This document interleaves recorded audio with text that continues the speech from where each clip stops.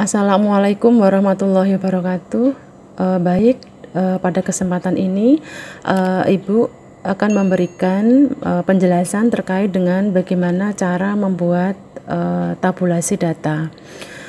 Kita tahu bahwa tabulasi data itu digunakan untuk merekap data gitu ya, merekap data yang sudah masuk, ya, merekap data penelitian tentunya yang sudah masuk, baik data primer maupun data sekunder gitu ya.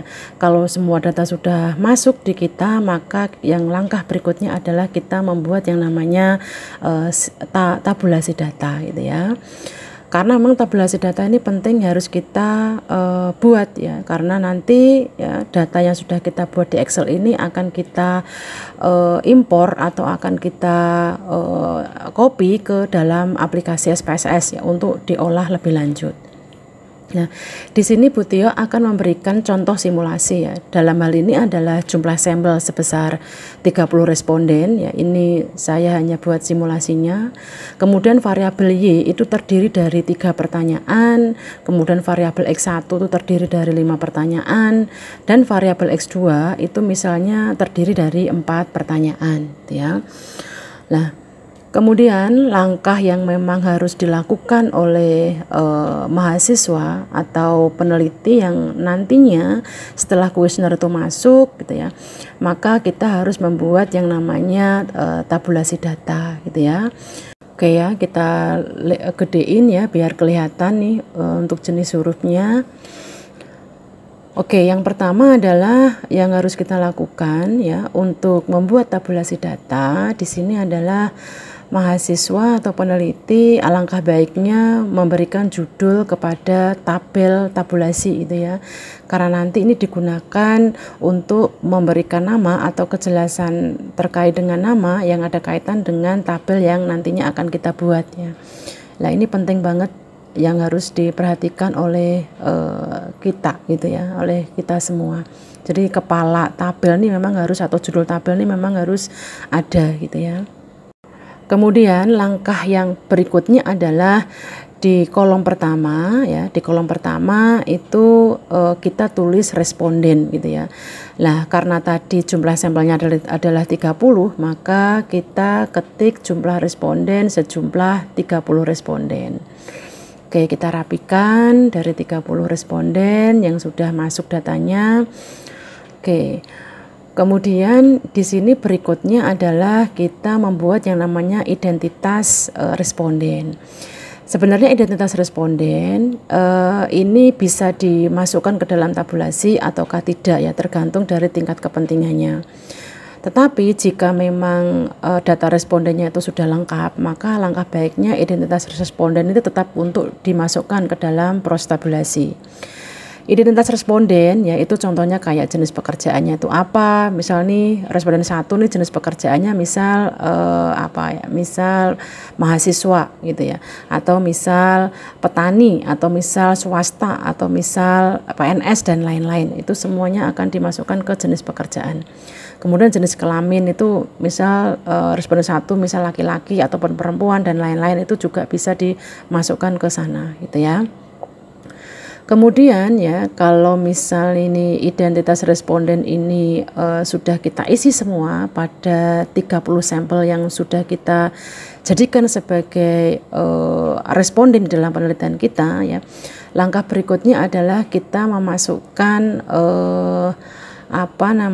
tinggal memasukkan jawaban-jawaban pertanyaan yang sudah dihasilkan oleh responden terkait dengan seluruh pertanyaan di semua variabel yang kita berikan kepada mereka. Misalnya variabel Y gitu ya. Variabel Y di situ Bu Tio memberikan misalnya ada 3 pertanyaan di sini. Lah 3 pertanyaan, maka kita harus menulis ya, kita harus menulis Y1, Y2 maupun Y3 gitu ya. Y1 itu maksudnya adalah pertanyaan nomor 1 dari variabel Y gitu ya. Kemudian Y2 itu adalah pertanyaan kedua dari variabel Y, dan seterusnya sampai Y3 ya. Kemudian ditotal ya. Kemudian setelah itu selesai baru ditotal ya. Kemudian kalau sudah, kita lanjutkan ke X1 gitu ya. Misalnya di sini ada 5 pertanyaan ya, maka kita akan membuat kolom sebanyak 5 gitu ya. Di situ ada X1.1 sampai pada X1.5. Jadi X1.1 itu maksudnya adalah jumlah atau pertanyaan nomor 1 dari variabel X1, variabel pertanyaan nomor 2 dari variabel X1 dan seterusnya ya, sampai nanti di total nih X1-nya itu berapa. Kemudian di sini juga ada X2 nih. Misal X2 ini ada 4 pertanyaan ya, maka kita tinggal membuatnya X2.1, X2.2 dan X2.3, X2.4. Ya, penjelasannya hampir sama dengan yang Y maupun yang X1 tadi ya. Kalau X2.1 ya berarti itu pertanyaan nomor 1 dari variabel X2 gitu ya, dan seterusnya kemudian di total X2-nya. Oke.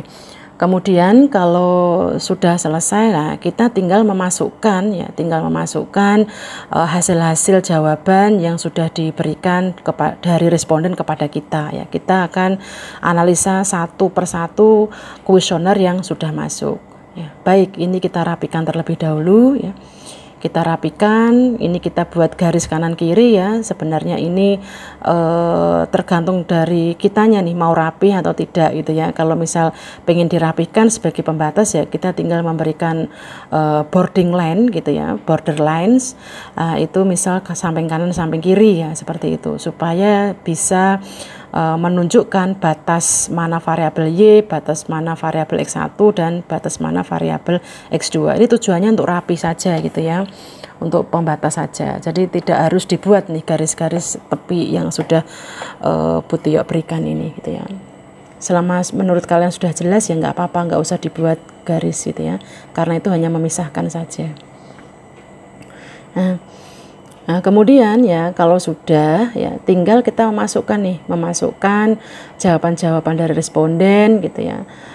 Ketika pertanyaan atau kuesioner sudah masuk, maka kita lihat nih, misalnya untuk responden 1 gitu ya. Responden 1 misal di pertanyaan Y1 itu jawabannya adalah misalnya kurang setuju atau tidak setuju gitu ya. Kita tahu bahwa tidak setuju itu misal dibuat skala Likert itu misal nilainya 1, ya sudah kita tulis angka 1. Kemudian pertanyaan 2 dari Y misal di situ jawabannya netral gitu ya. Kalau jawabannya netral berarti skalanya itu kita buat 3 gitu ya, sesuai dengan pedoman pembuatan skala Likert. Nah, kemudian kalau sudah gitu ya, kalau sudah terisi semua, baru nanti kita total nih. Kita total jawaban pada masing-masing responden ya.